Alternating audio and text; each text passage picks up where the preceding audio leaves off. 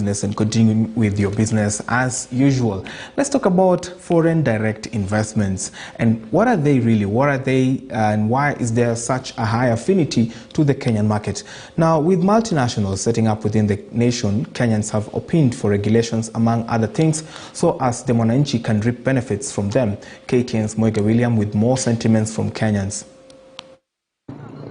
Well, I think indeed back in studio, and once again we are back in the streets to engage Kenyans, and today's topic is about multinationals in concern or in relation to job creation and also consumption of raw materials here in Kenya. Let us engage one or two residents and have a listen on their take. One, we are going to get benefits in terms of employment to our professionals that have not been employed over such a long time. Also, our youths will also get experience and also transfer of knowledge, because then they come with a lot of skills, and then some of our people will also maybe get an opportunity to interact with them. So I believe it's one positive thing. And again, also in raw materials, for example, if people will come here, like a good example is in agriculture, where most of our feeds for animals and the rest have really the prices have really shot up. So if we got investors that would come here, give us cheaper ways of production, also buy our raw materials like maize, sunflower and others, and also give them back to us at lower prices, I think it would be of benefit to very many of us. The big companies, surely it's good for them to support us because of the opportunity of the job opportunities. Even our raw materials can have a lot of money, because like in our country where we do farm a lot of green grams, you can see we are selling 1 kg at 50 shillings. Or even our parents who are students in a secondary or primary school can sell even 10 sacks of green grams, and they cannot finish the school fee of 5,000 because there is no price of green grams. I think they should be regulated to an extent of at least a half of its management. The board of management should come from the nationalities. The other thing, they should partner with us or with the nation in the question of creating job opportunities and job on that direction. That is, yeah. The national government should cooperate with the county government so that they can be able to put on local industries for the people who are in those areas, so that they can work in those areas. And if they do that, the county government and the national government will be able to earn more taxes. I'm Moiga William, back to you in studio. Very well. Many thanks, my colleague Moiga William, just gathering sentiments from Kenyans on what should make a proper investment plan for multinationals in the country, and of course how to strike the balance between local procurement and of course just finding that balance right here in Kenya. Joining me now in this conversation is Peter Thiga. He is a financial analyst at Kraft Boron. He was with us last week. Peter, good to see you again. My first question goes, why is there such a high affinity to Kenya from the multinationals in the worldwide platform? Good to see you, Brian. The high affinity is being brought about by several factors. One of them being we have a high population of well-educated individuals. Secondly, taxation, tax incentives that is being given by the government. I must commend the government in being able to come up with regulations that ensure that it provides a conducive environment for the investor.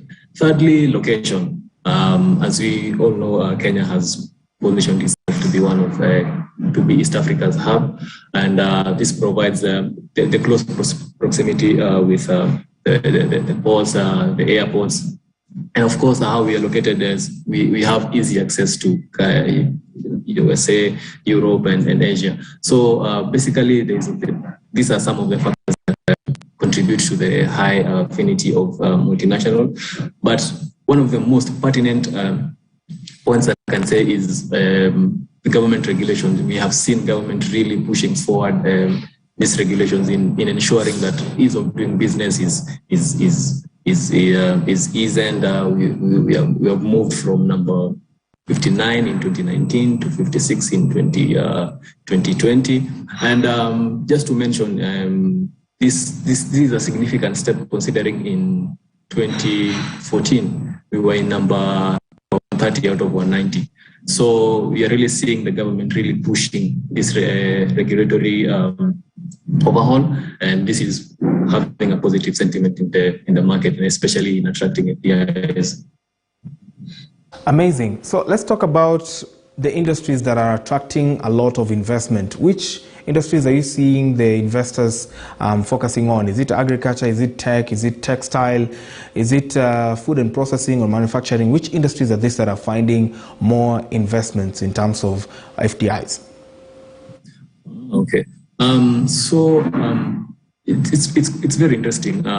For example, you'd think a lot of FDIs are being directed to or channeled towards the agricultural sector, but not really. A lot of sectors that are really experiencing growth in terms of FDI channeling are services sector, especially ICT. If you're talking about ICT, we're talking about retail, we're talking about finance, banking and finance. These are some of the sectors that are really seeing growth when it comes to FDIs.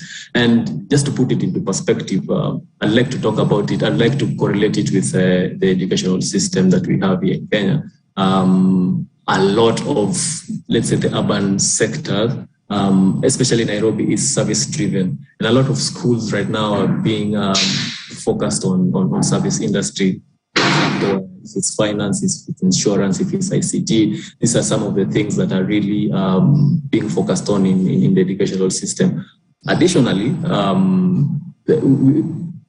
most FDIs are moving away from extractive sectors, and they are moving now to the new age industries, which is the ICT, and this can be seen by even the government's push to push for 4G, 5G development. There's this even Kansas City Technopolis that is being developed by the government as well. We are seeing a lot of interest moving towards those sides. So as an FDI, your aim as an FDI is, of course, to attract profits. And this can be seen, and this can be achieved by attracting as much capital as possible, and human capital that is readily available is in the service sector. So that is why a lot of these sectors, especially the ICT, finance and insurance, are seeing an increase in FDIs. Amazing. Let's talk about the issue of procuring locally, and we have seen a lot of social media action and of course activism on why some FDIs are supposed to be procuring locally. Talk to us about that and how to strike the balance between maintaining costs and of course procuring locally and giving value to the locals. Of course. When the government is providing these incentives to the FDI, one of the reasons why you're providing incentive is to attract as much FDI, what we call private capital inflows into the country. So if you're providing incentives and your main aim is to provide that private capital into the country, of course you're doing this because you want your citizens to benefit. As we have mentioned, one of the ways that they can benefit is through employment.